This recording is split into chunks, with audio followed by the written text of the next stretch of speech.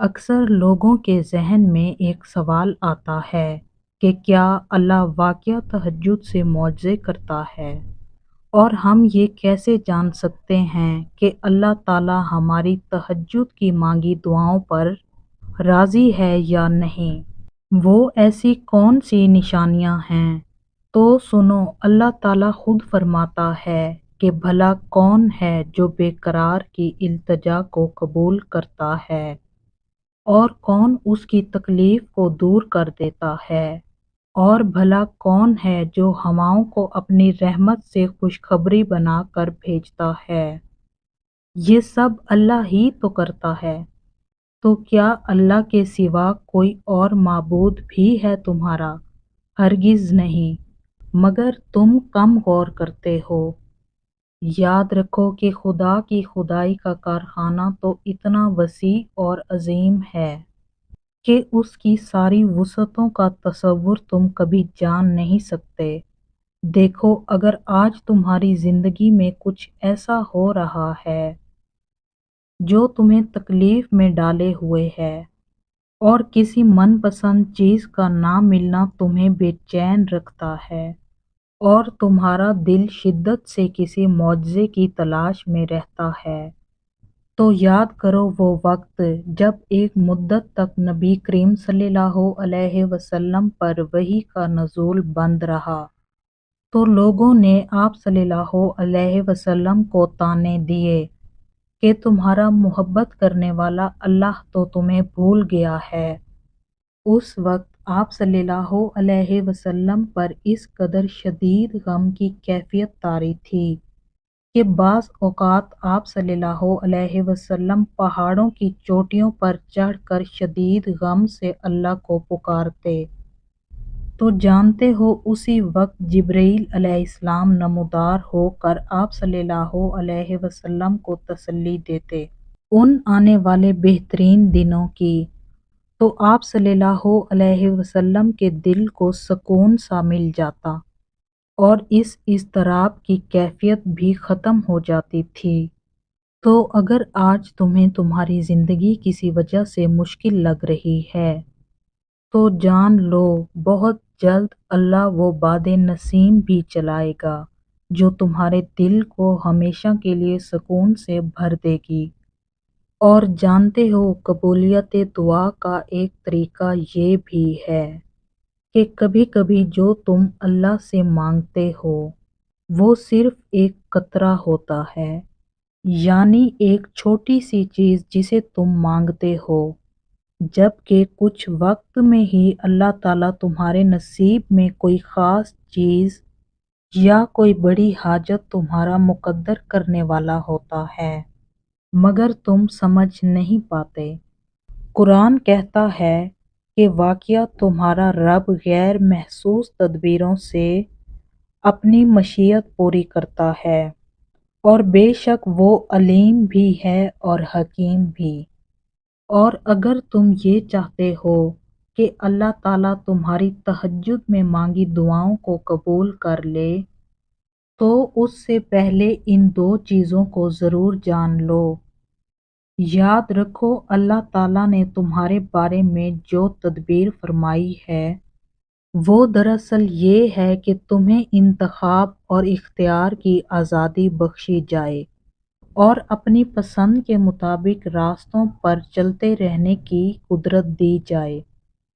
تاکہ جو دو راستے تمہارے سامنے خیر و شر کے ہیں ان میں جن راہ کو بھی تم اپنے لیے پسند کرو اس پر چل سکو، تاکہ ہر ایک جو کچھ بھی پائے اپنی کوشش کے نتیجے میں ہی پائے۔ اللہ تعالیٰ خود فرماتا ہے کہ اللہ سے بڑا تمہارا کوئی خیر خواہ نہیں، وہ تو تمہاری بھلائی چاہتا ہے،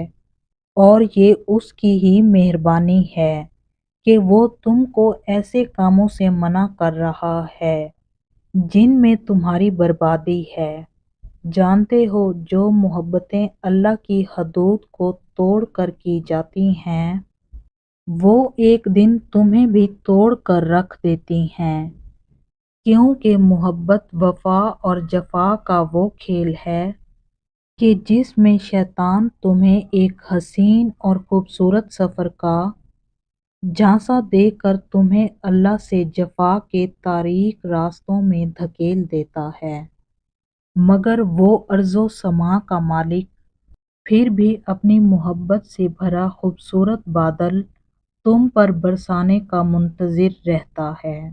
قرآن کہتا ہے کہ بے شک اگر تیرا رب چاہتا تو تمام انسانوں کو ایک گروہ بنا سکتا تھا، اور بے راہ راویوں سے صرف وہ لوگ بچ گئے جن پر تیرے رب کی رحمت ہوئی۔ اور اگر تم ڈھونڈ رہے ہو وہ نشانی جو تمہیں معجزات تک لے جائے،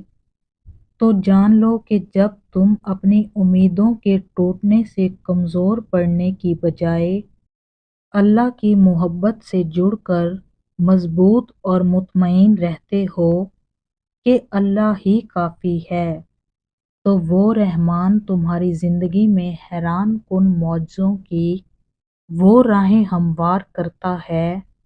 جو تمہیں بہترین منزلوں تک پہنچاتی ہیں۔ اور جانتے ہو کہ جب اللہ تمہاری تہجد میں مانگی دعاؤں پر راضی ہونے لگتا ہے تو یہ خاص نشانی بھی ضرور ظاہر کرتا ہے کہ جب تم اپنے مقاصد اور اپنے حدود میں تجاوز نہیں کرتے اور تمہارا یقین اور توکل ہمہ وقت اللہ ہی کی ذات سے وابستہ رہتا ہے، تو جان رکھو اللہ تمہاری محنتیں ضائع نہیں کرے گا، کیونکہ اللہ کی رحمت کے مستحق ہو جاتے ہیں وہ لوگ جو خود خیر کو لبیک کہنے والے ہوتے ہیں۔ جان رکھو تمہارے یقین کی جڑیں جتنی گہری ہوں گی، تمہارے رب کی عطائیں اتنی ہی ثمردار ہوں گی۔ مطمئن ہو جاؤ، تمہارے سجدے اور تمہارے آنسو عن قریب تمہاری متلاشی نگاہوں کو وہ نظارے کروائیں گے جن کی تم تمنا رکھتے ہو۔ بہت جلد وہ مہربان اپنی رحمت کے تمام اسباب بنا کر اپنی عطاؤں کے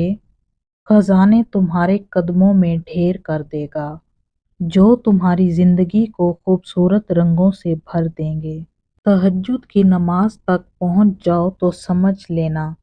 کہ اللہ نے اپنے قریب کر لیا ہے، کیونکہ یہ وہ نماز ہے جو مؤذن کی اذان پر نہیں، دل کی اذان پر پڑھی جاتی ہے۔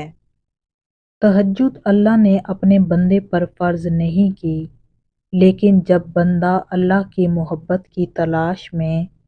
اپنا گرم بستر چھوڑ کر اس کے حضور سجدے کرتا ہے تو فرش سے لے کر عرش تک خدا کی رحمت